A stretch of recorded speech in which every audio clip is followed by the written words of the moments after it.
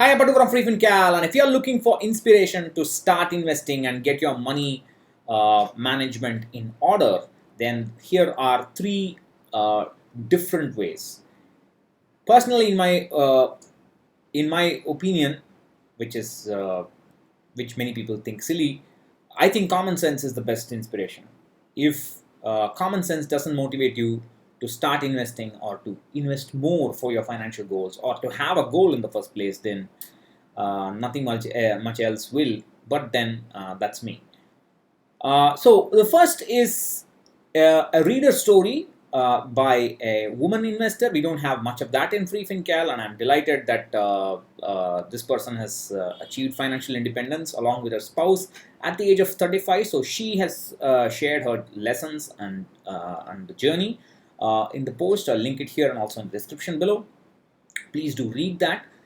Personally, I love asking other readers to share their story because it's nice to read it. It always gives you it's nice to read what other people are doing, and that gives you some kind of perspective, maybe in context.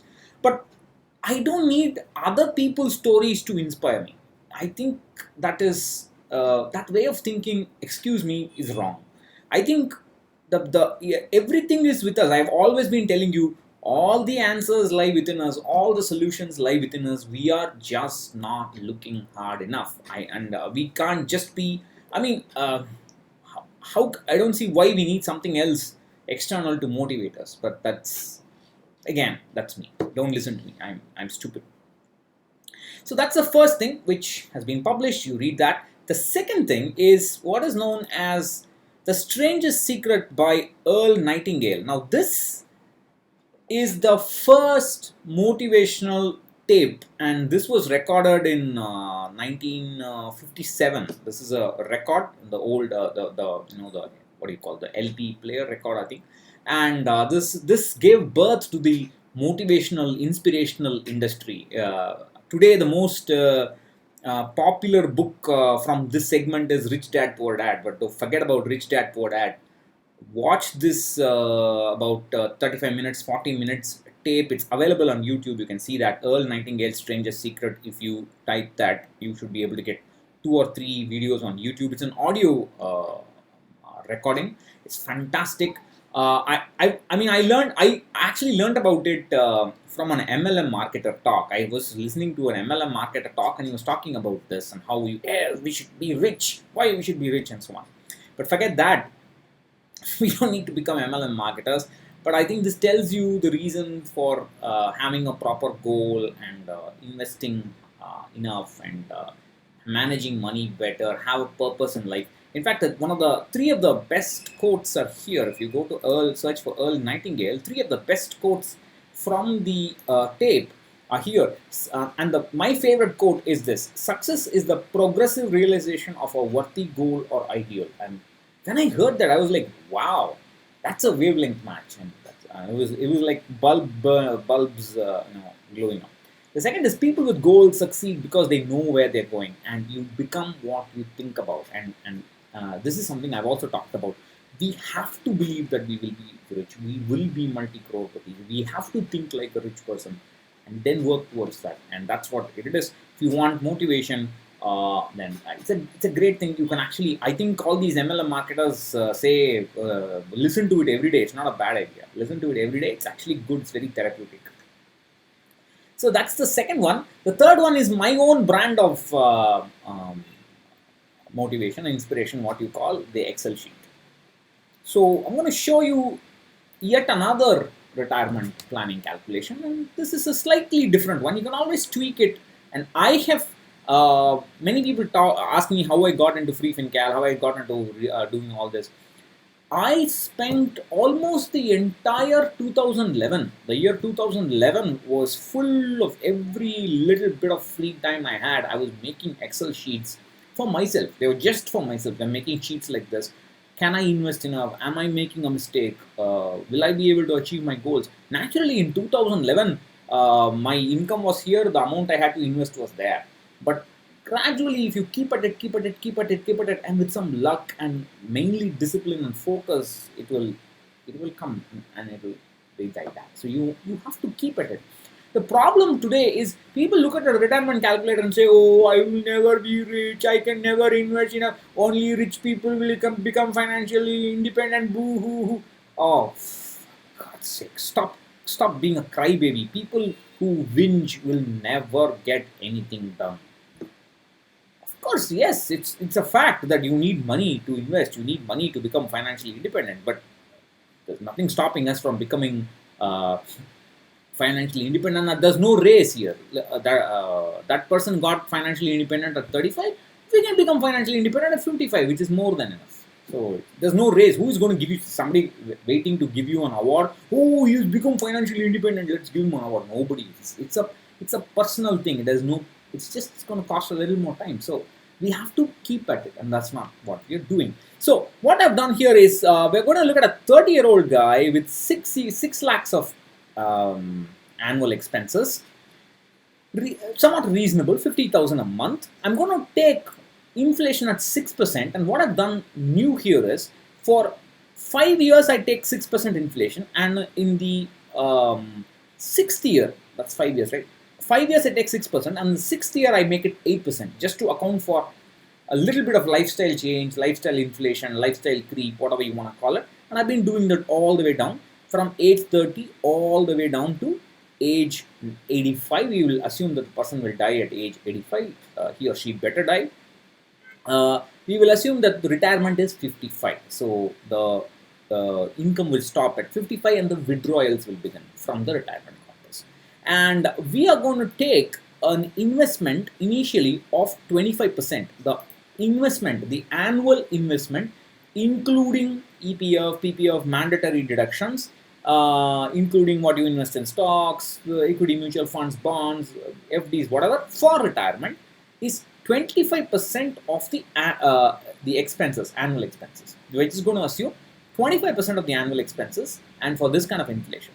And the portfolio return, the entire portfolio return, taking into account every investment that's tagged for retirement, after tax is 10%. Don't make it 12%, 13%. You'll get nice results, but that's far removed from reality. Notice that I've taken 10% for some years, then made it low, lowered it to 9%, then gradually lowered it to 8%, 7%. It's random. I've done it randomly without too much of thought. It's okay. You can do it random. It's not a big deal. Anyway, you have to do this calculation. Every year you have to change your tune depending on the circumstances. So it's a moving target, so it might as well be random. So at the time of retirement, the return is 7%, and that's how it will be, because your equity allocation will reduce. The overall portfolio returns will not be so high. Don't dream 18%, 20%. I will do intraday trading. Please, over the long term, everything will drop down, including fixed income returns. And then after 55, when the withdrawals begin, initially I've kept it at 7%, and then it drops down to 6%, and then it drops down to 5%. So basically, in the last decade of the person's life, the person is basically in cash, just taking all the money, putting it in SB bank, SB account, or overnight mutual fund, and sitting happily, doing no other investment. That's a plan. I mean, you can always change your plan after. I will do a post on this, how my financial goals have changed. I mean, at 2000 in 2011, I was like, oh my God, will I ever be able to invest enough for retirement? Now I want to invest more. I've things have completely changed. My goals have changed. My everything has changed. So it's important to understand how this changes. I have an Excel sheet from 2011 where I've entered my monthly investments. I just entered it for this month's investment today, and it is one of my prized possessions.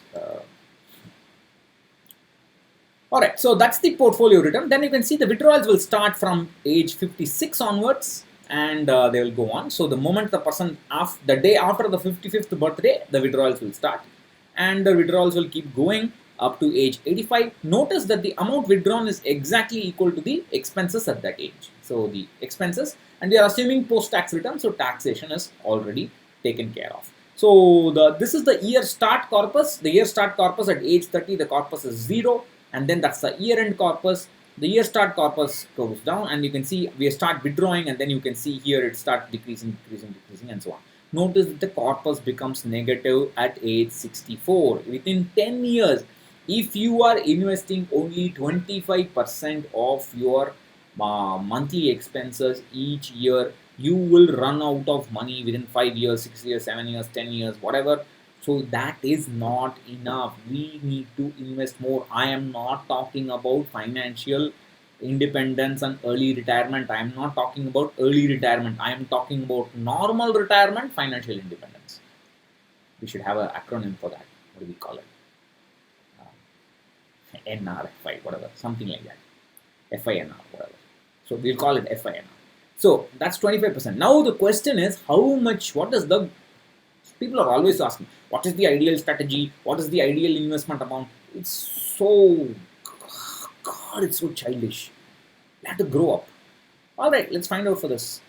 So what we will do is to use Excel's what if. I have to check where, yeah, what if, there it is. Excel's what if. What we're going to do is we're going to use the goal seek option, and we're going to set the corpus to go, the final corpus, the corpus this year end corpus at age 85. This should go to 0. Then only the retirement corpus will be available all through our life.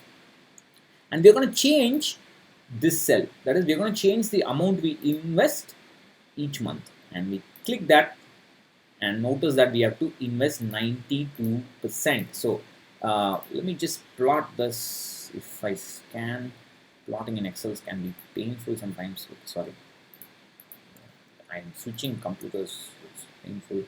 Charts, and there you go. So that's how we start with 0. We start building, and you can see the small dent here. And then we start withdrawing. Initially, the withdrawals are small, so the corpus starts to grow. We can put it in a bucket strategy, in a low risk bucket, slightly medium risk, high risk, and so on. Multiple ways to do it. And then the withdrawals become larger and larger and larger. The corpus drops, and then it drops all the way to 0. If you want to do this, yeah, how much is this? So this is for a 6 lakh annual expense. This is 12 crores, right? 3, 5, yeah, that's 12 crores. How many lakhs is it? So that's, sorry, that's, whoa. Let me just, did I get that wrong, or am I overdoing it? Sorry. That's a year end, so this is it. Let me just find out. Sorry, I can make mistakes. How many lakhs? 1, 2, 3, 4, 5. 100 and 2 more. So that's 8 crores. Sorry, not 8, 12 crores. 8 crores. 8 crores is the corpus required, and the key point is we need to invest 92% of the expenses every month. We have to, the simple thumb rule, don't worry about early, I'm talking about normal retirement. Of early retirement, you have to invest a lot more. Normal retirement, if you are spending X, try to invest at least 75% of X per month. Make it close to 100% of X. Go higher if possible. Actually, many people in Facebook group Asan Ideas Wealth are investing more than this. I had a poll on this. I will talk about those results later on. So please do this. These numbers are the motivation for me. That's common sense. I don't need any other motivation.